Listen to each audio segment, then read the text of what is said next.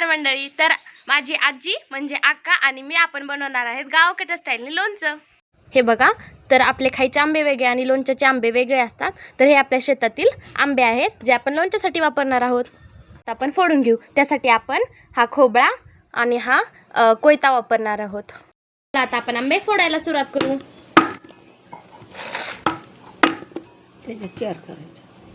आता मी आणि अक्का आंबे फोडतोय. तर आमचे निम्म्यापेक्षा जास्त आंबे फोडून झालेले आहेत. आपण सर्व आंबे एकदम स्वच्छ करून घेतलेले आहेत. आंब्यामध्ये असा काचोळा असतो, तो काढायचा जेणेकरून आपले आंबे खराब होणार नाहीत. आणि हे आंबे आपण आता थोड्या वेळ उन्हामध्ये वाळत घातलेले आहेत. अक्काने आता हे हळद घेतलेले आहे, ते आता ह्याच्यामध्ये मिक्स करून घेणार आहे. मीठ पण आपण ह्याच्यामध्ये टाकून घेणार आहोत. हे कारळे आपण थोडेसे भाजून घेतलेले आहेत आणि त्यानंतर नॉर्मल कुटून घेतलेत, जे आपण आता ह्यामध्ये मिक्स करणार आहोत. हळद, मीठ आणि कारळे टाकलेले आहेत. हे मिक्स करून घेऊ आपण एकत्र. आता मिक्स करून घेऊ जेणेकरून ते सगळा मसाला सगळ्या लोणच्यांना लागेल.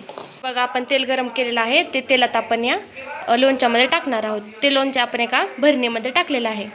तर ह्यामध्ये आपण तेल वगैरे टाकलेलं आहे. आता अशा प्रकारे आपलं सगळं लोणचं तयार झालेलं आहे. धन्यवाद.